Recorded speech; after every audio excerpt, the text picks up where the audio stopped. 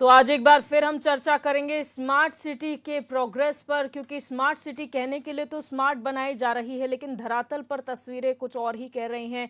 हजारों का बजट, करोड़ों का बजट यहां पर खर्च हो चुका है, लेकिन उसके बावजूद भी टाइम एक्सटेंशन मांगा गया है। यानी कि जिस प्रोजेक्ट को 2021 में पूरा होना था वो अब 2025 में जाकर पूरा होगा, क्योंकि टाइम एक्सटेंड कर दिया गया है। तो कहीं ना कहीं सवाल उठने लाजमी है कि काम पूरा नहीं हो पा रहा है, टाइम एक्सटेंशन मांगा जा रहा है, क्या ये वाजिब है? इन्हीं तमाम सवालों को लेकर आज हम चर्चा करेंगे। पहले मेहमानों का इंट्रोडक्शन आपसे करा देते हैं। हमारे साथ कमलेश सुन्याल जी भाजपा प्रवक्ता फोन लाइन पर जुड़ चुके हैं, आशीष नौटियाल जी कांग्रेस प्रवक्ता हमारे साथ जुड़े हुए हैं, देवचंद उत्तराखंडी जी यूकेडी प्रवक्ता हैं, और राजेंद्र बिष्ट जी राजनीतिक विश्लेषक हमारे साथ जुड़े हुए हैं। आप सभी का इस चर्चा में स्वागत है। राजेंद्र बिष्ट जी, आपसे शुरुआत करना चाहूंगे, आपका एनालिसिस लेना चाहेंगे। शुरुआत से लेकर अब तक जो प्रोग्रेस हुई है स्मार्ट सिटी में, उसे आप कैसे देखते हैं? और जो टाइम एक्सटेंशन दिया गया है मार्च 2025, उस पर आपका क्या कहना है? देखिए दिव्या जी, अगर देहरादून स्मार्ट सिटी की हम बात करें तो उसमें बहुत सारी चीज़ें हैं। मतलब एक तो हम स्मार्ट सिटी क्यों बना रहे हैं, पहली बात। स्मार्ट सिटी में क्या काम होता है, एक ऑर्डिनरी सिटी में और स्मार्ट सिटी में क्या डिफरेंस है, और किस तरह से जो अगर स्मार्ट सिटी बन जाती है तो उससे क्या फ़र्क पड़ता है एक वहाँ के जनमानस पे या वहाँ के रहने वाले लोगों पे। देखिए, स्मार्ट सिटी का जो कंसेप्ट है वो 2012-13 के बाद जो है शुरुआत हुई है, और वर्ल्ड में जो पहली स्मार्ट सिटी बनी है वो साउथ कोरिया की सियोल सिटी थी। उसके बाद धीरे धीरे करके वर्ल्ड में करीबन 14-15 सिटी ऐसी थी जो कि स्मार्ट सिटी में जो है धीरे धीरे कन्वर्ट होने लगी। उनका जो मेन एम ये था स्मार्ट सिटी का कि हम जो भी डाटा सेंटर बनाएंगे या जो भी हमारे पास डाटा है उसके हिसाब से जो वहाँ पब्लिक रहती है उस पब्लिक को उस डाटा को यूज़ कर किसी तरह हम उसको इन्वायरमेंट फ्रेंडली, चाइल्ड फ्रेंडली और इस तरह से हम एक सिक्योरिटी दें, इन्वायरमेंट फ्रेंडली एक सिटी बनाएं जहाँ पे जो ना एक जो लोग रहने वाले लोग हैं उनको जो है बेस्ट जो है ना डाटा के बेस पे बेस्ट मोबिलिटी मिले, उनको स्टडीज़ मिले, उनको आप देखिए उनको इन्वायरमेंटली फ्रेंडली मिले, उनको एक इस तरह का जो एनवायरनमेंट मिले कि जहाँ पे वो इजीली अपनी लाइफ को एक जी सकें। लेकिन हुआ क्या है, गवर्नमेंट की नीयत बहुत साफ थी। गवर्नमेंट ये चाहती थी कि जितने 100 सिटी जो है इंडिया में जो है स्मार्ट सिटी बने, वहाँ पे जितनी भी सिटी ऑलरेडी एग्जिस्ट करती हैं उसमें इस तरह का जो है हो, सीवरेज प्रॉपर लाइन हो, हेल्थ सिस्टम उसका बड़ा स्ट्रांग हो, मोबिलिटी बहुत स्ट्रांग हो, और वहाँ पे जितनी बिल्डिंग्स हों वो ग्रीन बिल्डिंग के रूप में हो, और जिससे जो है क्या कहते हैं वहाँ के पूरे डाटास को मैनेज किया जाए और उस टाइप को अपने आप को एक स्पेशल सिटी की तरह उसको बनाया जाए।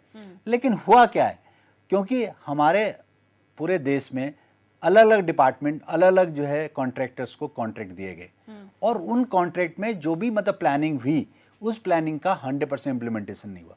और जिस तरह से फंडिंग हुई, फंडिंग जो है प्रॉपर फंडिंग हुई जिसमें 50-50% स्टेट और सेंट्रल गवर्नमेंट का स्टेक था, लेकिन धीरे धीरे करके जो कॉन्ट्रैक्टर थे उनकी जो मॉनिटरिंग थी और जो उनका जो मतलब एक जिसे कहते हैं प्रोडक्टिविटी थी, जिस तरह का जो बनना चाहिए था वो जो है कन्वर्जन नहीं हो पाया। और अगर आप समझे देहरादून की आप बात करते हैं, देहरादून स्मार्ट सिटी क्या, ये तो वर्स्ट सिटी हो गई स्मार्ट सिटी बनने के बाद। क्यों? अगर आप ये देखिए ड्रेनेज सिस्टम इतना ख़राब हो गया, इन्वायरमेंटल जो हम फ्रेंडली बात करते हैं वो नहीं है, हमारा जो डाटा सेंटर बनाया गया जो आईटी पार्क के अंदर, क्या वो मॉनिटरिंग कर रहा है पूरी सिटी का, सिक्योरिटी या बाकी मैनेजमेंट कर रहा है, मुझे तो नहीं लगता। ग्रीन बिल्डिंग, अगर आप ये देखें ग्रीन बिल्डिंग की बात करें, हर एक जो भी गवर्नमेंट बिल्डिंग थी उसके ऊपर ग्रीन बिल्डिंग को जो है उनको बनाना था, वो क्या कितनी अभी तो ग्रीन बिल्डिंग बनी नहीं। हाँ, 2-3 चीज काम बहुत अच्छे हुए, मैं उसको बात आपको कहना चाहूँगा। लाइब्रेरी बहुत अच्छी बनी है, दून लाइब्रेरी। अगर आप जहाँ तक परेड ग्राउंड की बात करते हैं, परेड ग्राउंड अपने आप में थोड़ा सा उसका निखार हुआ है, और जो भी स्पोर्ट्स सेंटर बना है उसके आसपास वो अपने आप में ठीक है। इवन जो अगर आप ये देखें कि जो सिटी बस चली हैं, जो स्पेशल जो इलेक्ट्रिक जो बसेस चली हैं बहुत अच्छी हैं, लेकिन उसमें कितने लोग अवेयर हैं, कितने लोग उस ऐप को इस्तेमाल कर रहे हैं, ये भी देखने बात होगी, वो लॉस में। तो ये सारी चीज़ें हम ये देखेंगे क्या जो हमारी ओल्ड सिटी थी और जो स्मार्ट सिटी जो बन रही है उससे कितना जो है यहाँ के लोगों के जीवन में जो है एक कुछ बदलाव आया है, ये तो देखने की बात है, और ये हर आदमी जो है महसूस कर रहा है। बिल्कुल। कमलेश जी, 2021 तक जो नहीं हो पाया, क्या अब आपको लग रहा है मार्च 2025 तक जो टाइम एक्सटेंड किया गया है उसमें हो जाएगा? बिल्कुल, 2025 का जो केंद्र समय मिला है उसके निमित्त अभी किसी मॉनिटरिंग हो रही है पूर्ण रूप से, और हमारी सरकार माननीय मुख्यमंत्री जी भी प्रत्येक चीज को व्यक्तिगत तौर पर और अपने हिसाब से मॉनिटरिंग करते हुए अधिकारी को दिशा निर्देश किया जा रहा है।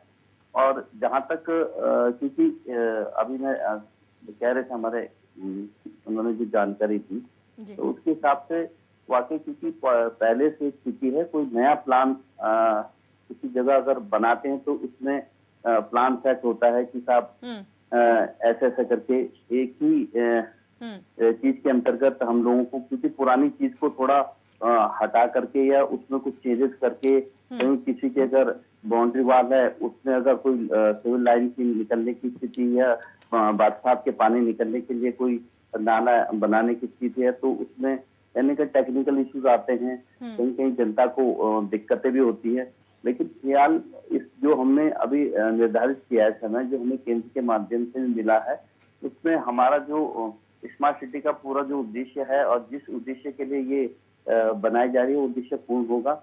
और आने वाले टाइम पे हम लोग ये देखेंगे क्योंकि क्रमबद्ध है जो जिस तरह का हम लोगों का, क्योंकि 80% लगभग 70 से 80% कार्य पूरा भी हो चुका है। और स्मार्ट सिटी अगर हम मेजरली देखा जाए तो 10 वार्डों को 10 जो अपने निगम वार्ड हैं या अपने निगम क्षेत्र हैं अंदर के वार्ड हैं उनको के ही इर्द गिर्द बनाया जा रहा है। ऐसे में कि भाई ये बहुत पूरा नगर निगम लिया जा रहा है इसमें, तो उस परिप्रेक्ष्य में इसको एक कार्य चल रहा है और कार्य आगे भी आप ही देखेंगे।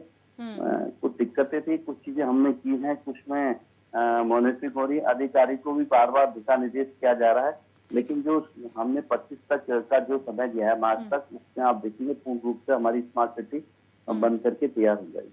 ठीक है, आशीष नौटियाल जी, आपका क्या कहना है? जो बदलाव किया गया है 2021 में पूरा होने वाला काम, पहले 2023, फिर 2024, अब 2025। देखिए, हम पिछले कई सालों से स्मार्ट सिटी के प्रोजेक्ट पर बात कर रहे हैं, बार बार मुद्दा उठता है स्मार्ट सिटी का। आप देखिए, स्मार्ट सिटी जो हमें लगता है कुल मिलाकर भारतीय जनता पार्टी का एक पैसे खाने का कोई जरिया है। आप बताएं, लगभग 1000 करोड़ रुपए स्मार्ट सिटी के नाम पर खर्च कर रहे हैं और उसमें आप ड्रेनिंग सिस्टम तक नहीं बना पाए। सिर्फ स्मार्ट सिटी के नाम पर कुछ दिख रहा है तो वो सिर्फ बोर्ड दिख रहे हैं कि आप सड़कों में जो बोर्ड लगा रहे हैं, दुकानदारों के बोर्ड हटा के उसकी जगह पे जो दूसरे बोर्ड लगाने का प्रयास कर रहे हैं और उसके नाम पर भी करोड़ों रुपए खाने का काम कर रहे हैं। बोर्ड क्या, एक सीट है वो, उसके नाम पर भी पता नहीं कितना इन्होंने घपला कर दिया। तो भारतीय जनता पार्टी को अगर कुछ करना ही था राज्य के लिए तो मुझे लगता है सबसे पहले तो आपको, अगर 1000 करोड़ हमारे पास था तो 1000 करोड़ से हमारे अगर जितने विधानसभा हैं वहां एक अस्पताल बना लेते तो मेरे ख्याल से गरीब आदमी का भला होता। आज आपके चैनल के माध्यम से आप लोग दिखा रहे हैं किस तरह पानी भरा हुआ है। बताएं स्मार्ट कैसे हुआ? ये तो कीचड़ सिटी हो गया, पूरा कीचड़ ही कीचड़ भरा पड़ा है, लोग गिर रहे हैं, चोटिल हो रहे हैं, जगह जगह गड्ढे पड़े हैं। और 6 साल 8 साल एक प्रोजेक्ट को बनाने में लगेगा तो फिर वो प्रोजेक्ट दिखेगा कहाँ? स्मार्ट कहाँ दिखेगा? आप बताएं, बसें चलनी शुरू कब हुई थी? आज इन बसों की हालत में देखता हूँ बड़ी खराब हो गई। जो ग्रीन बसें चली थी, जो एसी बसें चली, उनकी हालत खराब हो चुकी है। सड़क किनारे जो वो लगे हुए हैं वाटर के, पानी के, आपने जो बॉक्स टाइप के जो बनाए हैं उन बॉक्सों की हालत खराब हो गई, बंद हो गए हैं वो बॉक्स भी आपके। धीरे धीरे प्रोजेक्ट लगभग खत्म होते जा रहे हैं। आपके एक चीज खत्म हो रही है, एक चीज बना रहे हैं, तो स्मार्ट सिटी तो मुझे लगता ही नहीं बन पाएगी। स्मार्ट सिटी के नाम पर भारतीय जनता पार्टी ने सिर्फ घपलेबाजी की है और इससे भारतीय जनता पार्टी के ही अंदर से आवाजें उठती हैं। हमारा हम तो बोलते ही है, हम तो विपक्ष हैं, बोलेंगे और जनता भी बोलती है, पर भारतीय जनता पार्टी के नेता भी बोलते हैं। मेयर विनोद चमोली जी जो है इनके विधायक हैं इस समय, उन्होंने भी कहा कि जो दिखाया गया वो तो कुछ है ही नहीं। उन्होंने इस बात को कई बार कहा, दिखाया आपने कुछ और बना के रख दिया कुछ। तो कुल मिलाकर स्मार्ट सिटी के नाम पर 1000 करोड़ का आपने नुकसान कर दिया। इसके अलावा मुझे नहीं लगता इससे जनता को कोई फायदा हुआ। जनता को इससे पहले भी हम ऐसे इससे लागू ना थे पहले, आज जो आपने हाल कर दिया तो मुझे नहीं लगता कोई फायदा हुआ है। ठीक है, देवचंद्र उत्तराखंडी जी, आप क्या कहेंगे? देखिए दिव्यदर्शनी जी, बड़ा खेद है कि स्मार्ट सिटी के नाम पर, जैसे अभी बिष्ट जी ने बताया कि ये एक बिल्कुल ही गंदी सिटी बन गई है। ये सुनकर, उनके माध्यम से ये जानकर के यार हम भी देख रहे हैं, दुख की बात है। दुख की बात तब और ज़्यादा हो जाती है जब आपको बता दें कि उत्तराखंड के तमाम जिलों से, तमाम विधानसभाओं से सारे के सारे विधायक देहरादून में हैं, सारे के सारे पार्षद देहरादून में हैं, सारे के सारे ग्राम प्रधान देहरादून में हैं, सारे के सारे जिला जो पंचायत अध्यक्ष होते हैं वो देहरादून में हैं। क्यों है देहरादून में कि देहरादून राजधानी बनी हुई है, स्मार्ट सिटी बन रही है, यहाँ आगे यहाँ पर जो स्मार्ट सिटी के बाकी पॉइंट जो अभी बिश जी ने बता दिए हैं, जो आशीष जी ने बता दिए हैं, उसके बाद एक और खास बात आती है कि जो माफियों द्वारा जो प्लाट जो प्लाटें बन रही हैं, जो कॉलोनियां बसाए जा रहे हैं, उन कॉलोनियों का भी इन्होंने जो है एक मास्टर प्लान नहीं किया हुआ है। अगर कॉलोनियों का मास्टर प्लान से आप स्टार्ट नहीं करेंगे तो आप मेन को कहाँ मास्टर प्लान पे लेकर आएंगे।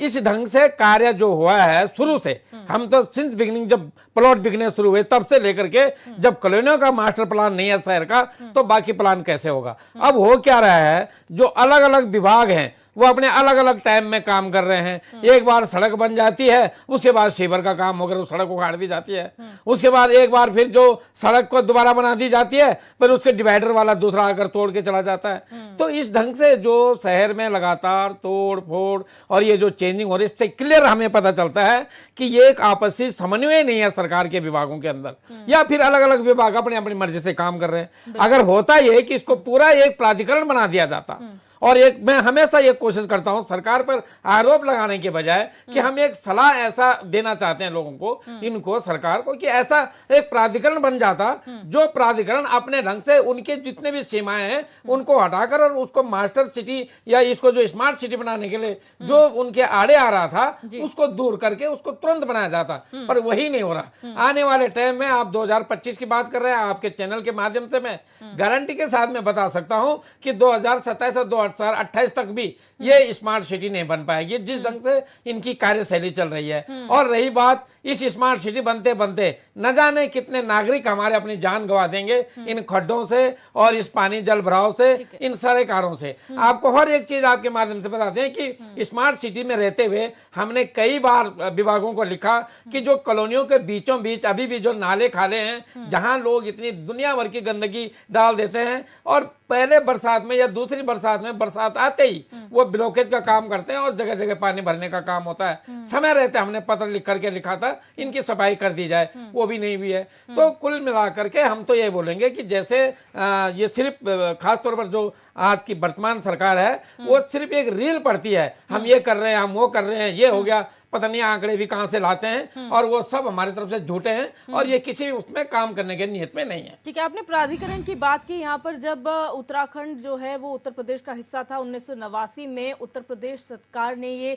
फैसला लिया था कि देहरादून में जितना भी डेवलपमेंट होगा वो एक बोर्ड के तहत होगा। एक यहाँ पर दून वाली मास्टर प्लान और स्पेशल डेवलपमेंट बोर्ड की बात कही गई थी उस वक्त। पिछले साल भी हाई कोर्ट ने एक PIL का जवाब देते हुए यही बात कही थी। उसके बाद भी प्राधिकरण का कोई अता पता नहीं है। कमलेश जी, आपको कोई आइडिया है कि ये दो बोर्ड्स या दो संस्थाओं का गठन होना था इस मास्टर प्लान के तहत?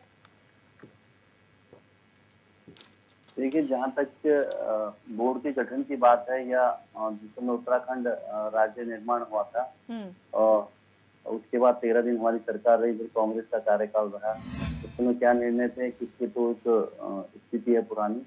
लेकिन जहाँ तक अभी हमारे मित्रवर बोल रहे थे कि भाई कई ऐसे नाले खाले हैं जिनमें जल भराव की स्थिति आ रही है और वो जल कहीं में ओवरफ्लो होकर के आम सड़कों में बहता है, बिल्कुल सही ऐसा होता है।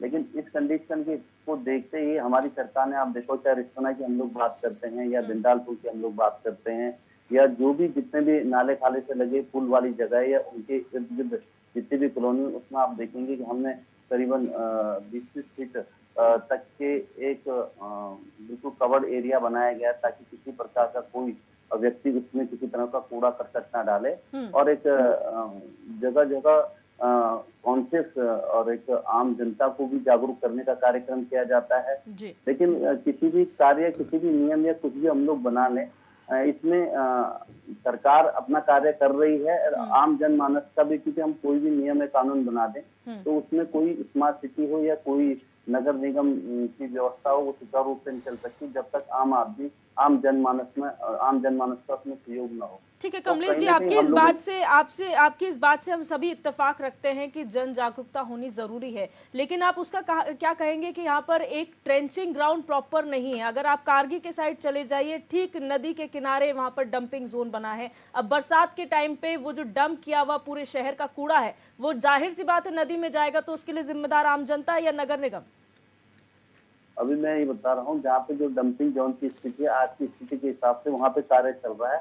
और उसको जो छोटे वहाँ पे ट्रीटमेंट प्लांट भी लगा हुआ है, उस ट्रीटमेंट प्लांट के माध्यम से उसकी, ताकि वह उस नाले में ना जाए, और उसकी भी एक व्यवस्था चल रही है। और ये तो एक छोटी प्रक्रिया है। इसके अंतर्गत मैंने आपको जो बताया, अगर हम लोग जो मूलभूत दिक्कतें हैं, तो जो बेसिक कार्य होता है वो करीबन अगर भार हम देखते तो भार के हिसाब से 30 या 40% ही दिखता है। लेकिन इंटरनली उसमें एक स्मार्ट सिटी में चाहे सिविल की समस्या हो, चाहे वो पानी, बरसात के पानी की निकासी की समस्या, तो उसमें कार्य निरंतर चल रहा है। और हम जैसे भी हमारे अभी कह रहे हैं कि जो आज हमारे शहरी विकास मंत्री माननीय प्रेमचंद अग्रवाल जी ने भी कहा है कि जब पत्रकारों ने कोई बात वार्तालाप की बात रखी है इस विषय में, कि करीबन हमने 70 से 80% कार्य हमारा पूर्ण हो चुका है। और जो 25 तारीख की डेट जो लेके मार्च तक, उसमें आप ये देखेंगे जो ऊपरी स्थिति में जो दिखना चाहिए, चाहे वो परेड ग्राउंड का मामला हो, आपने देखा हो, कई लोगों ने भी, मेरे एक समीक्षक थे, उन्होंने बताया कि भाई लाइब्रेरी की व्यवस्था बहुत बढ़िया की गई है।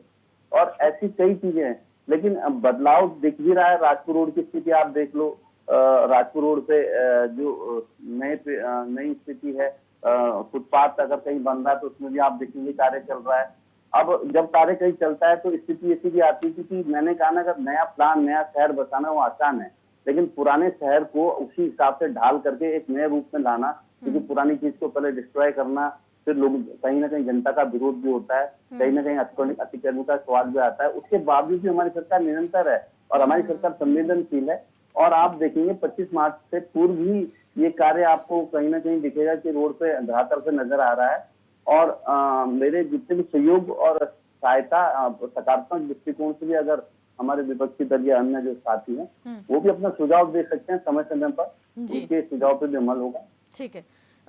राजेंद्र बिशी, बहुत सारे सवाल यहाँ पर हैं, क्योंकि अगर बात करें बीजेपी के अपने मंत्री विधायक जो सवाल उठाते आए हैं, खासतौर पर विनोद चमोली जो उस टाइम पर मेंबर थे उस बोर्ड के, वही कहते हैं जो ब्लूप्रिंट था वो तो उस पर काम ही नहीं हो रहा है। अगर ब्लूप्रिंट पे काम नहीं हो रहा है तो इतना टाइम एक्सटेंशन किस बात के लिए? अब तो खुद विधायक भी एक्सपेक्ट नहीं करते कि उस हिसाब से काम होगा, काम पूरा कर दीजिए, वो बहुत बड़ी बात है। दूसरी चीज इन्होंने कहा कि ब्यूटिफिकेशन का काम है। हमने देखा चक्राता रोड पे पहले जहाँ पे वॉल म्यूरल्स बनाए गए थे, पेंटिंग्स बनाई गई थी, उन दीवारों को फिर से उखाड़ के एक नई दीवार स्टैब्लिश कर दी गई और पत्थर वाली वहां पर पेंटिंग बना दी गई। तो क्या इसे हम स्मार्ट सिटी का काम कहेंगे?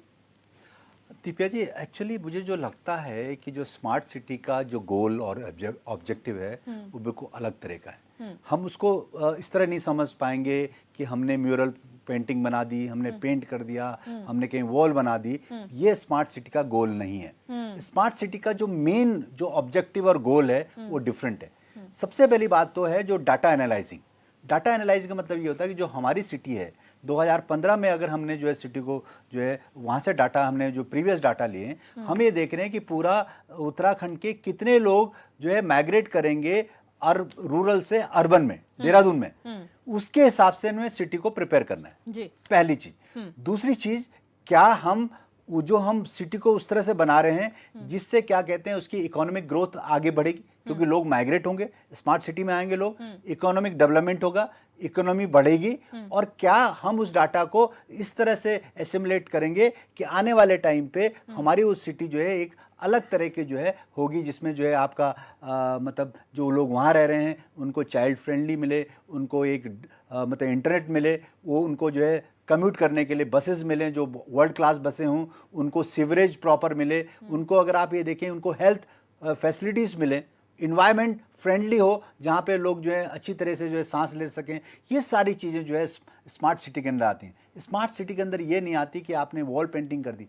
सबसे बड़ी चीज़ जो मुझे लगती है दिव्या जी कि आने वाले टाइम पे जैसे जैसे ये प्रोजेक्ट जो है बढ़ा उसमें इसके जो मेन मायने थे, जो उसका ऑब्जेक्टिव था, वो धीरे धीरे करके खत्म होता रहा। हाँ, कुछ उसमें 5, 10, 20% कुछ है, सीवरेज की हम बात कर रहे हैं, लेकिन क्या वो सीवरेज प्रॉपरली जिस तरह से प्लान बनाया था उसका इंप्लीमेंट हुआ? बिल्कुल नहीं हुआ।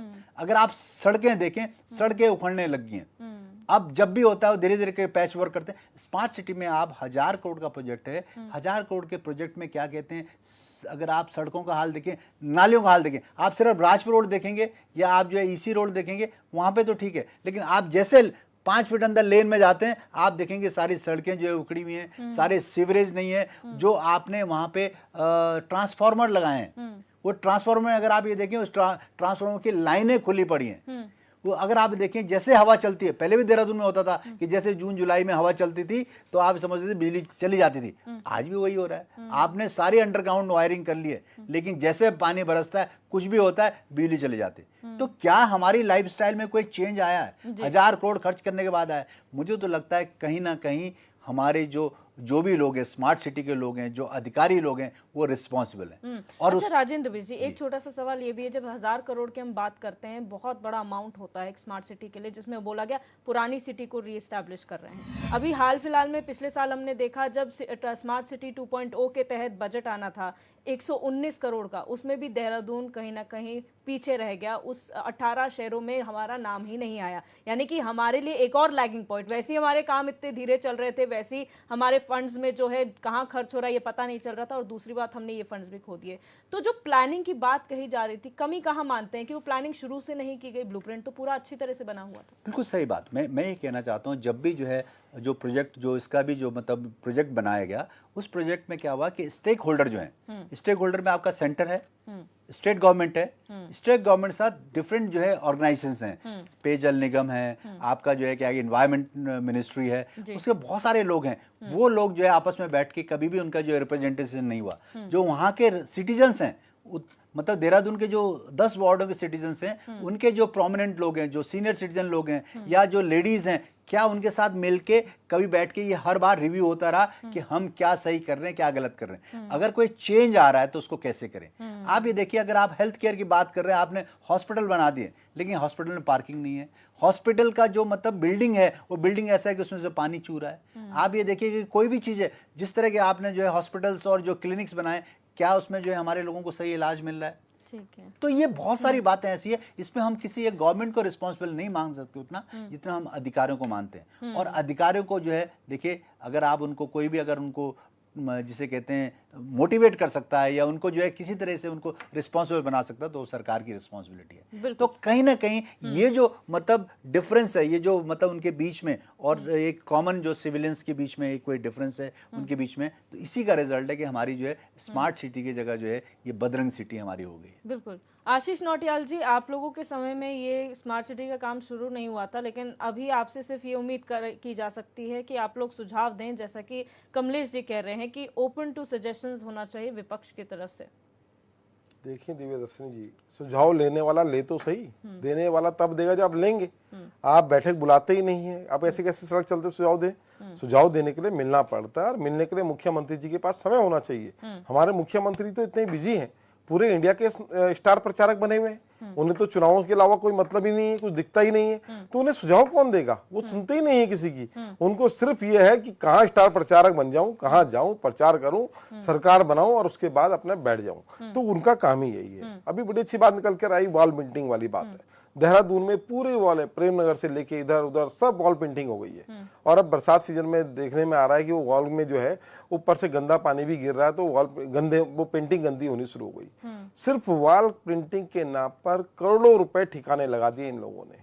क्या जरूरत पड़ी है सड़कों में लोगों की दीवार को पेंट करने की? वहां लोग गंदगी कर रहे हैं उन दीवारों में, तो इन्होंने उसके नाम पर भी करोड़ों रुपए खाए हैं। दो ही काम दिख रहे हैं, एक वॉल पेंटिंग और एक दुकानों के ऊपर बोर्ड जो लगाने का काम चल रहा है। जबरदस्ती लोगों की दुकान के ऊपर बोर्ड टांग दिए और कह दिया तुम स्मार्ट हो गए, तुम्हारे यहाँ बोर्ड लगा दिया। तो ये दो काम इनके दिख रहे हैं, तीसरा काम इनका दिख नहीं रहा है।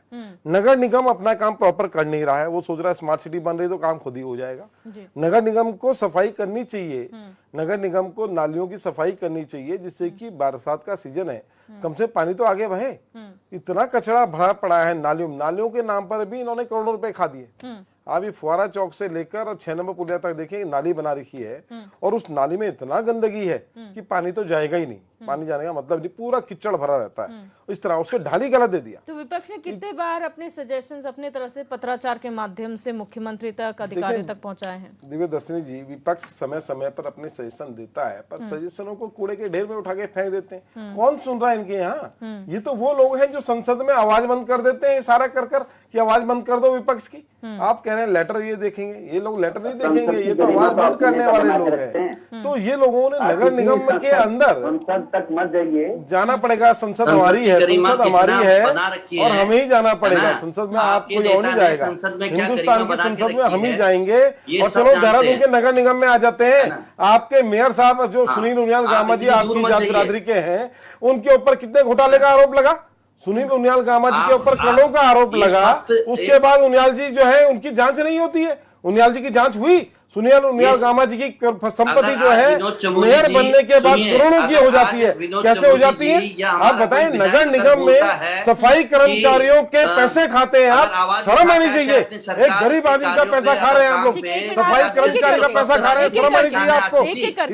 इतना स्तर गिर गया आप लोगों का। एक सफाई कर्मचारी का पैसा खा रहे हैं, आपको 6 आदमी दे रहे हैं, 4 रख रहे हैं। जांच बिल्कुल जांच होनी चाहिए आप लोगों की, और जो बेईमानी कर रहे हैं उन्हें पकड़ा जाना चाहिए। तो हमारे सफाई की कर्मचारियों की हमें जरूरत है और आप सफाई कर्मचारियों का पैसा खा रहे हैं, अपने रिश्तेदारों को सफाई कर्मचारी बनाकर दिखा रहे हैं, काम कर रहे हैं। पूरा भ्रष्टाचार अगर आप गामा जी को देख रहे हैं तो फिर आप विनोद चमोली जी को भी देखिए, जो अपने सरकार के खिलाफ जो है आवाज उठाते हैं। या फिर अरे वो खा गए, विनोद चमोली जी बोल रहे हैं, वो खा गए, उनके ऊपर आरोप लगा। और जिस ब्रिजेश नेगी ने आरोप लगाया वो पता नहीं कहाँ है। ब्रिजेश नेगी ने कहा था कि जो है गामा जी ने संपत्ति बढ़ी, उसके बाद ब्रिजेश नेगी ने बोला कि 5 विधायकों की मैं पोल खोलूंगा, वो पोल ही नहीं खुल रही। अब आपने खरीद लिया, रोक लिया, क्या कर दिया? भारतीय जनता पार्टी हर चीज में माहिर है, दंड भेद आप लोग उसमें माहिर है। इस तरह की काम मत करो, देश को मत लूटो हमारे देश और राज्य को। जॉली ग्रांट और प्रेम नगर का जो कार्य संपन्न हुआ है, आपके संज्ञान में डाल दूं, आप गलत ट्रैक पे जा रहे हैं। जॉली ग्रांट या प्रेम नगर की जो आप कह रहे हैं कि दंगाई हो गई है, लोगों के घर रंग दिए हैं, वो 20G का जो हमारा था सीमेंट था, उसकी तैयारी में था भाई साहब। आपके संज्ञान में डाल दूं, बर्बाद कर दोगे आप। चमोली जी की बात तैयारी में तो अपने LIC बिल्डिंग रंग दी, लाखों रुपए लगा दी चकरोतर रोड में। नगर निगम की बात क्या समिट के नाम पे भी करोड़ों शर्म आनी चाहिए आपको। बेरोजगारों का हक मारते हैं आप, बेरोजगारों का हक मारते हैं। मतलब उसकी तैयारी में इन्होंने धर्मपुर में टाइल्स लगा दी थी और फिर आज कल टाइल्स उखाड़ दी। बताइए क्या तैयारी कर रहे हैं? ऐसा मत राज्य। अगर इन आरोप प्रत्यारोपों से जनता की समस्या का समाधान होता तो सभी आरोप प्रत्यारोप कर रहे होते और यहाँ पर समाधान हो चुका था। को मैं आपको एक बात और बताना चाहूंगा, ये फेल स्मार्ट सिटी पे नहीं हुए हैं, ये फेल गंगा सफाई में भी हुए हैं, ये फेल 2 करोड़ रोजगार में भी हुए हैं, ये फेल गुजरात मॉडल में हुए हैं, ये फेल अयोध्या मंदिर निर्माण में हुए हैं, ये फेल ऑल वेदर रोड में हुए हैं, ये स्किल इंडिया में फेल हुए हैं, ये मेक इन इंडिया में फेल हुए हैं। आपकी फेल की लिस्ट है, फेलियर सरकार है भारतीय जनता पार्टी। ठीक है, वापस अरे पास तो पप्पू हो गए हैं, हो गए पप्पू। दिख रहे कौन है संसद के अंदर? देख लो पप्पू असली कौन है, जो पानी पी रहे हैं। जब विपक्ष का नेता बोलता है तो पप्पू पानी पी रहे हैं। प्लीज अब उन शब्दों का इस्तेमाल नहीं करते हैं। उत्तराखंडी जी, यहाँ पर जो तस्वीरें और जो राजेंद्र बिष्ट जी ने बताया कि जो मकसद था स्मार्ट सिटी बनाने का, और सोल जैसी यानी कि साउथ कोरिया की सिटी से अगर कंपैरिजन अगर स्मार्ट सिटी का किया जाए तो हम तो कहीं एग्जिस्ट ही नहीं करते, क्योंकि वहां पर जो है स्मार्ट वाईफाई पब्लिक एरियाज में प्रोवाइड किए जाते हैं। यहाँ तो सड़कें मिल जाए बहुत बड़ी बात है। देखो दिव्या जी, जो राजेंद्र बिष्ट जी ने जो बता दिया, बड़ा उन्होंने तरीके से सलीके से उन्होंने पूरा स्मार्ट सिटी का जो ब्लूप्रिंट उन्होंने बता दिया। लेकिन वही बात आपको चमोली जी ने बोल दिया कि जो ब्लूप्रिंट था, कहने का मतलब भी उनका यही है, उस पर काम नहीं हो रहा। तो ये स्पष्ट जो कहीं ना कहीं उनकी भावना, जो बिष्ट जी की भाषा से उन्होंने सीधा नहीं बोल रहे हैं, लेकिन हमको समझ जाना चाहिए और सरकार भी समझ रही है और विपक्ष जो अभी बैठा कांग्रेस भी समझ रहा है कि ये कहीं ना कहीं संपूर्ण मामला भ्रष्टाचार की भेंट जरूर चढ़ा है, इसमें कोई शक की बात ही नहीं है। और अब रही बात कि हम अगर सिर्फ अधिकारियों को कोसते रहें, वास्तव में सरकार तो 5 साल आते फिर चले जाते हैं, उसके बाद फिर बीच में कभी कभी बीच में टूट जाती है, जैसे बीच में कांग्रेस की टूट गई थी। तो उनके पास तो कोई ऐसा नहीं होता कि जिम्मेदारी की रह जाती। लेकिन जब भी सरकार आती है, सरकार को उन अफसरों को जवाबदेह बनाना होगा। और जब वो जनता के लिए, वो हमारे जो नेता गए हैं वो तो जनता के लिए गए हैं ना, तो उनको उन अफसरों को जवाबदेह बनाना होगा और काम को धरातल पर सही उतारना होगा, ब्लूप्रिंट के हिसाब से बनाना होगा। अब आप IT पार्क में जो डाटा के लिए बना हुआ IT पार्क का ही बुरा हाल ये है कि IT पार्क में जो एक पुल बनना था, जिसमें हर साल हादसे होते रहते हैं, उस पानी को अंडरग्राउंड होना था, वो अभी नहीं हुआ। और वो फिर एक और हादसा का निमंत्रण दे रहा है। वहां पर जो पानी अंडरग्राउंड किया गया था आईटी पार्क में ही, आईटी पार्क से ही कर लेते हैं जिसके लिए स्मार्ट सिटी बना रहे हैं, उसका चौक हो गया है और पूरा पानी सड़क में आता है और फिर हादसे होते हैं। ऐसा ही मामला अभी जो आपने हरिद्वार में देखा, हरिद्वार में भी कल हम जब हो रही थी डिबेट तो लोगों को बता रहे थे कि वहां पर भी लापरवाही का कारण है। तो कुल मिलाकर के सरकार को समय से पहले चेताया जाता है, परामर्श दिया जाता है, सुझाव दिया जाता है। अभी आप बात कर रहे थे, हम हर डिबेट में आकर सरकार को एक सुझाव जरूर देते हैं कि इस जो भी विषय होता है, विषय से संबंधित, वो हमें पता है कहां पर इनका क्या काम हो रहा है, लेकिन विषय से संबंधित हम हमेशा सुझाव देते आए हैं। अभी जो हमने प्राधिकरण की बात कही, आपने भी उसको स्वीकारा है। अगर ऐसा हुआ होता तो स्मार्ट सिटी समय पर बनने के लिए तैयार होती, लेकिन ऐसा ये करते नहीं है। भ्रष्टाचार इनके बिल्कुल आज की डेट में, मैंने पुनः इस बात को लह रहा हूं कि पूरे उत्तराखंड राज्य के जितने लोग हैं यहाँ पर भ्रष्टाचार की ट्रेनिंग लेने के लिए देहरादून बना हुआ है। बिल्कुल। कमलेश जी, आपके पास आऊंगी। और जो आप लोग कह रहे हैं, पार्टी के जितने प्रवक्ता है वो कह रहे हैं 80 से 90% काम हो गया, और जो राजेंद्र बिष्ट जी की अगर बात माने, जिन पहलुओं पर उन्हें टच किया, एक एक करके उन पर जवाब ले लेते हैं। अगर हम बात करें स्मार्ट ट्रैफिक, तो ट्रैफिक कंजेशन इतना हो गया है कि मेंटेनेंस नहीं हो पा रही है। खुद पुलिस भी ट्रैफिक को मेंटेन करने में नाकाम साबित हो रही है। अगर हम बात करें ग्रीनरी की, तो यहाँ पर कंक्रीट के जंगल बढ़ते चले जा रहे हैं, और ये आलम है कि लोगों को सड़कों पर उतरकर कहना पड़ रहा है don't cut trees, plant trees. इसका मुहिम अब शुरू हो गई है। नदियों की सफाई की अगर हम बात करें, स्वच्छ पेयजल की बात करें, तो नदियों का हाल आप देख ही चुके हैं। बिंदाल, रिस्पना, ये जो ऋषिपर्णा बननी थी वो नहीं हो पाई। तो ये जब नहीं हो पा रहे तो हो क्या रहा है सर? मैं एक चीज बता दूं, अभी हमारे प्रवक्ता यूकेडी वाले बता रहे थे कि हरिद्वार में कल बारिश हुई और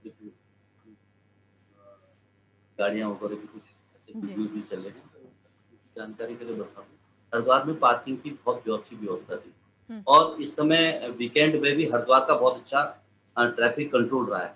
जिन लोगों ने पार्किंग से बचने के लिए अपनी गाड़ियां सूटी नदी में खड़ी की थी, उन्हीं की गाड़ियों को बही। और ये कहीं ना कहीं मैंने कहा ना कि आम जनमानस जब तक खुद ही कॉन्शियस होकर के इस चीजों का ध्यान नहीं रखेगा, क्योंकि सूटी नदी को गाड़ियां खड़ी थी, वो बह गई। अब अगर देहरादून की हम लोग बात करते हैं, जिन बिंदु आपने कि भाई वाईफाई लगना, वाईफाई एक अंतिम चरण की प्रक्रिया है, लेकिन बेस जो सॉलिड कंक्रीट कार्य है उसमें अगर हमारी सरकार बोलती है अगर हम 80% या 90%, 70 से 80% कार्य हो गया तो धरातल पे है। और आज तो कोई चीज ऐसी भी नहीं कि अगर मैं कुछ कह रहा हूं तो, या सरकार कुछ कह रही तो बिल्कुल साफ काले को सफेद बता रही है, सफेद को काला बता रही है। कुछ चीजें ऐसी हैं, डाटा सेंटर, क्योंकि सही बहुत अच्छे हमारे अनुभवी व्यक्ति हमारे बीच में बैठे हैं।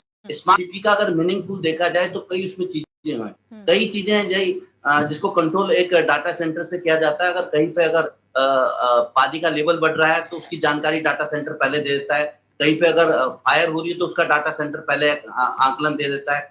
कहीं पे अगर पॉपुलेशन उस हिसाब से आ रही है और उस हिसाब से रोजगार सृजित करने वाली बात है तो वो भी कहीं ना कहीं इनके पास एक उसका पूरा एक डाटा होता है। लेकिन मेरा ये कहना है कि हमारी सरकार ने निरंतर कार्य किया है, क्योंकि बेसिकली मैंने आपको बताया कि अगर कोई नया शहर बसाया जाए तो उसको प्लानिंग के अंतर्गत उसमें इकट्ठे यहाँ आपने जो सिविल वाला कार्य चलेगा, यहाँ पे पाइपलाइन वाला कार्य चलेगा, यहाँ पे आपका दूर संचार की जो अपनी पाइपलाइन है वो डलेगी। तो सारे कार्यक्रम इकट्ठे चलते हैं और उसका फाइनल टचिंग में रोड बंद होती है। लेकिन यहाँ पे क्या है कि मैंने आपको बताया कि जो स्थिति के हिसाब से कि उसी शहर को फिर से रिफ्रेश करके और उसको एक स्मार्ट सिटी का रूप देना है, तो कहीं ना कहीं टेक्निकल स्थितियां आती हैं, कुछ चीजें आती हैं। तो आज हमारी सरकार ने जो टाइम दिया है, मैं इस बात का आश्वासन कि आज भी इस संदर्भ में आपके पत्रकार महोदयों के माध्यम से क्वेश्चन किया गया था कि जो 25 मार्च तक का जो टाइम दिया, तो सरकार इसको कार्य को पूर्ण करेगी। और जो सुझाव हैं तो आप दे सकते हैं, चाहे हमारे कांग्रेस के मित्र है। अब इस चीज को भाई भ्रष्टाचार हो गया, भ्रष्टाचार तो कांग्रेस को खुद अपने गरेवान में झांक करके देखना कि भ्रष्टाचार किसके कार्यकाल में और कितना हुआ।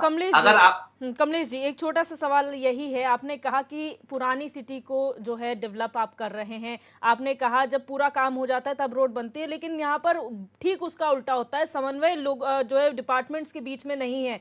जब रोड बन जाती है तो फिर याद आता है जल विभाग को कि आपको पाइपलाइन डालनी है, फिर वो रोड खोदी जाती है, फिर जब वो पाइपलाइन बिछ जाती है फिर रोड बनती है, उसके बाद जो है बिजली विभाग को याद आता है कि नहीं कोई फला लाइन वहां पर डलनी है। फिर ऐसे समन्वय तो नहीं हो पाता है, ये इसकी कमी है। क्या आप मानते हैं इस बात को?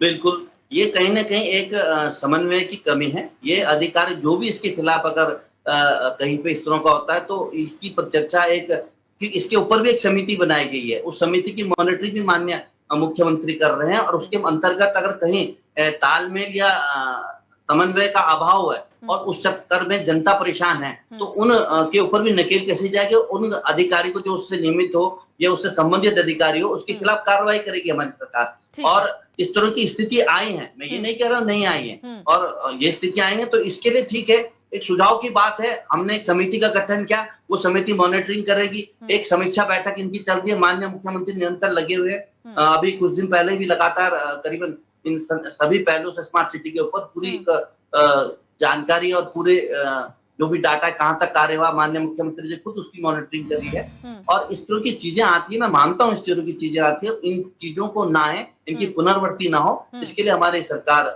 निरंतर कार्य कर रही है। और हम तो विपक्ष से बोलेंगे कि सकारात्मक सोच रखते हो, क्योंकि शहर सबका है और ये हमारी राजधानी है। तो जो भी सुझाव है, चाहे लिखित हो, चाहे माननीय मंत्री संबंधित मंत्री से मिलने वाली बात हो, और हमारी भी अगर कहीं पैसे लगे तो सभी हमारे मित्र हैं, तो हम लोग कह सकते हैं ये चीज है, तो इसको एक इस रूप में भी सोचा जा सकता है। जी राजेंद्र बेस जी, एक बहुत इंटरेस्टिंग बात निकलकर सामने आई है हाल फिलहाल में कि कोई भी मुद्दा हो, यहाँ पर भू कानून का मुद्दा हो, यहाँ पर अन्य विषय हो, स्मार्ट सिटी को लेकर हो, एक समिति का नाम जरूर बीच में आता है कि एक समिति गठित कर दी गई है।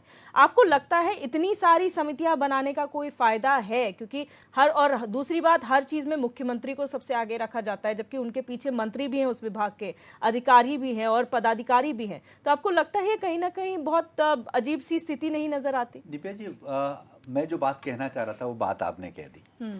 आप ये समझ लो कि मतलब एक हमारे मुख्यमंत्री जी हैं, मुख्यमंत्री जी हर काम करेंगे, मतलब वो पॉलिटिकल तो हेड हैं ही, स्टेट के हेड हैं। क्या वो स्मार्ट सिटी का काम भी देखेंगे, क्या वो पॉलिटिकल भी देखेंगे, क्या वो जो है चारों धामों का काम भी देखेंगे, मानस जो है उस खंड वाले जो है उसको भी देखेंगे, वो हर चीज को देखेंगे।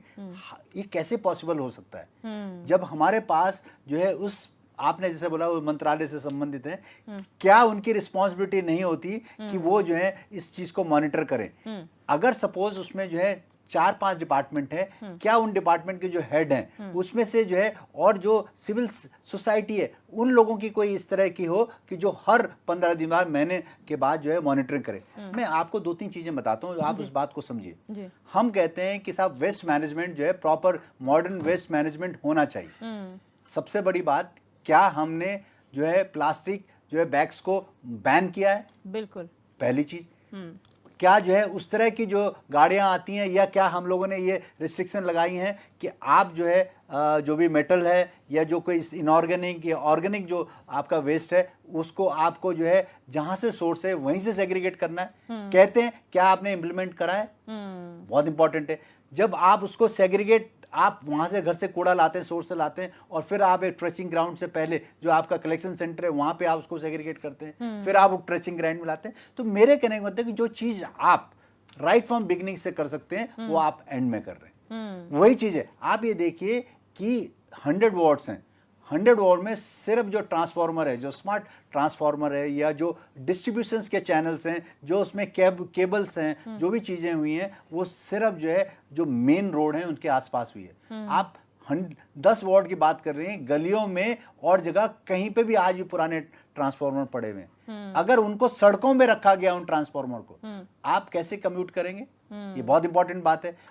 हम इंटरनेट की बात नहीं कर रहे, हम तो ये कह रहे हैं कि जब आपके सारे डाटा केबल अंडरग्राउंड हो गए तो फिर आपको डाटा केबल जो है सड़कों पे कैसे दिखाई देते हैं? कैसे आपको जो प्राइवेट जो है केबल नेटवर्क है उनके डाटा आपको झूलते नजर आते हैं? अगर आप, मेरे कहने में तो ये बेसिक चीजें हैं, जो चीज नहीं होनी चाहिए उसके ऊपर कोई रिस्ट्रिक्शन नहीं है। नियम है, नहीं, नियम को फॉलो कराने वाले नहीं है। जो अधिकारी लोग हैं वो सिर्फ सोचते हैं कि हमारा टेन्योर है, उसके बाद कोई दूसरा आएगा वो देख लेगा। लेकिन मैं आपको एक बात और भी बताना चाहता हूँ कि जो हमारे डीएम महोदया हैं वो बहुत अच्छा काम कर रही हैं। मैंने कई ऐसे मुद्दे उठाए हैं एज अ सिविल सोसाइटी, मैं उनके पास गया हूँ, मैंने देखा है, और वो 1 हफ्ते के अंदर जो है वो सॉल्व हुई हैं। लेकिन क्या उसके अलावा हर एक जो यहाँ पे लोग सिटीजन रहते हैं वो क्यों नहीं जो है इस तरह की बात जो है अथॉरिटी ले जाते हैं? तो ये सारी चीज़ें जो है अगर उनके पास डाटा हो, उनको अगर आप फोटोग्राफ्स दें, ये चीज़ नहीं हो रही है, आप उनको देखिए जो उनकी मनमानी है, आप उनका जो है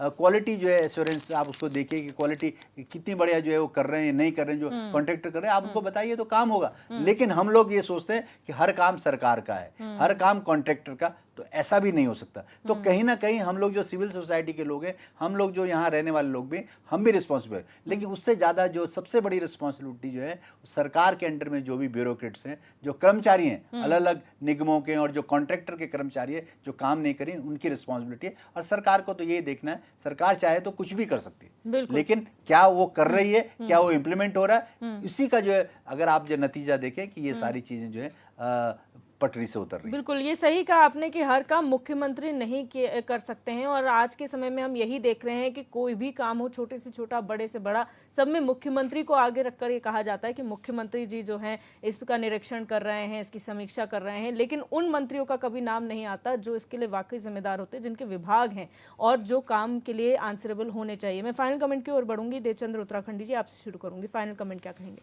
देखिए दिव्या जी, अभी जो बात आप करी थी वही बात हम पहले शुरू से बोल रहे हैं कि इनका जब भी कोई मंत्री, वन में आग लगी, वन मंत्री लापता है, पर्यटन का काम चल रहा था, पर्यटन की तैयारियां अधूरी थी, पर्यटन मंत्री लापता था। तो ऐसे मंत्रियों का गुम होना, मंत्रियों का लापता होना बड़ा दुखद बात है। और हर बात के लिए एक समिति का नाम दे देना वो एक झमेला है। उसको हम ये कह सकते हैं कि वो एक जनता को गुमराह करने का एक लॉलीपॉप है कि भैया ऐसा काम हो गया, उसको मुख्यमंत्री निगरानी कर रहे हैं। ठीक है, मुख्यमंत्री निगरानी कर रहे हैं, सबको विश्वास हो जाता है। लेकिन हम फिर से ये कहते हैं कि विभागों के जो इतने बड़े बड़े अधिकारी बनाए गए हैं, विभागों में जो मंत्री हैं, मुख्यमंत्री को चाहिए कि उनका काम की जांच करे, उनका रिपोर्ट कार्ड मांगे और काम को समय पर कराने की कोशिश करें, ताकि इस प्रकार के डिबेटों में जो भी बात आती है सामने, वो सरकार की प्रशंसा के रूप में आए कि ये काम हो गया है और आपके माध्यम से जनता तक जाए। इस प्रकार से विरोधाभास ना हो कि वास्तव में काम न होने की स्थिति में सिर्फ मुख्यमंत्री को जो है बीच में लाकर खड़ा कर दें। बिल्कुल, आशीष नौटियाल जी, फाइनल कमेंट। देखिए, मुख्यमंत्री जी हमारे एकला चलो की नीति वाले हैं, वो प्रधानमंत्री से बहुत प्रभावित हैं। जिस प्रकार प्रधानमंत्री बात बात में जब भी भाषण देते हैं, बार अपना ही नाम लेते हैं, मोदी मोदी मोदी मोदी की गारंटी, वो भी ऐसी टाइप के हैं हमारे मुख्यमंत्री जी भी। चलो अच्छी बात है, उनको मुबारक।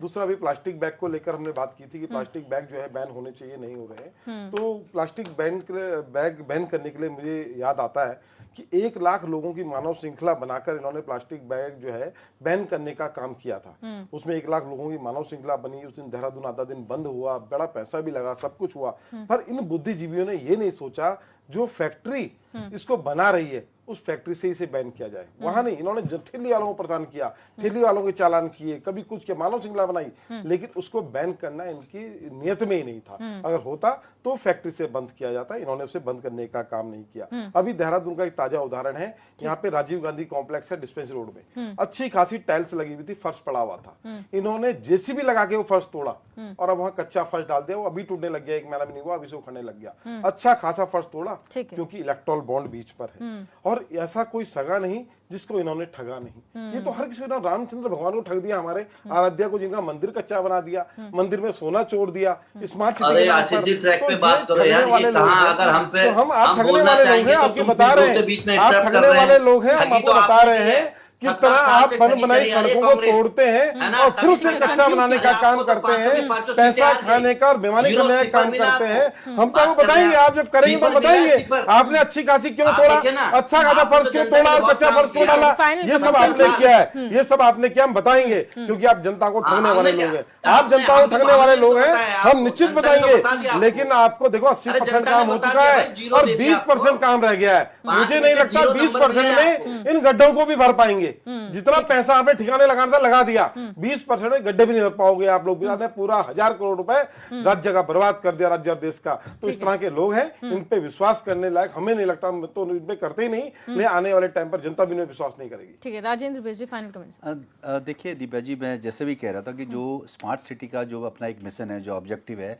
सबसे बड़ा ऑब्जेक्टिव ये है कि किसी तरह हम जो एक क्योस है, मतलब जो भीड़ भाड़ है उसको कम करें।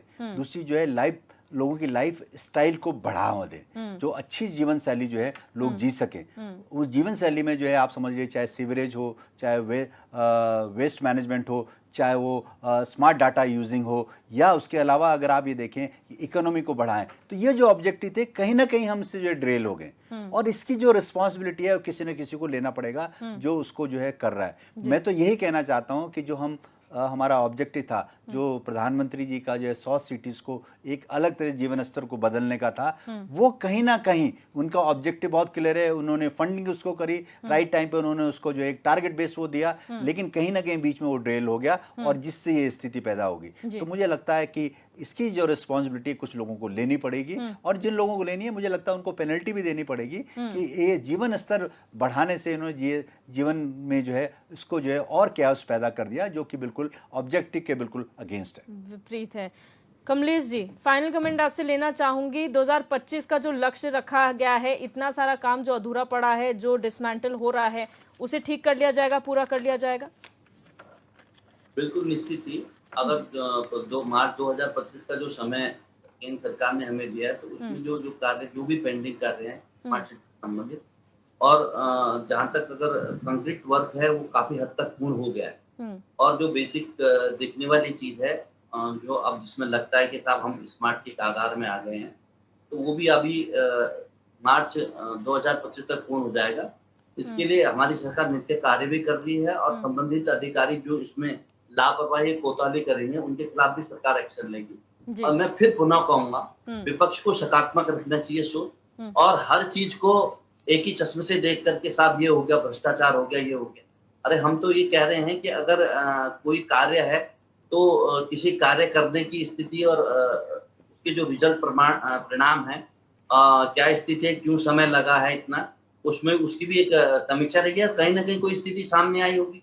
समय दिया है केंद्र ने, 2025 तक ये पूर्ण होगा, और यही मैं आपको कहना चाहूँ। जी, आप सभी मेहमानों का इस चर्चा में जुड़ने के लिए बहुत बहुत शुक्रिया। एक बार फिर हमने चर्चा की स्मार्ट सिटी की कितनी प्रोग्रेस हुई है, क्योंकि अब मार्च 2025 तक के लिए समय विस्तार मांगा गया है। अब देखना ये होगा कि जो काम अधूरे रह गए हैं क्या वो 2025 तक पूरे हो पाएंगे, क्योंकि 2021 में खत्म होने वाला प्रोजेक्ट 2025 तक के लिए खींच दिया गया।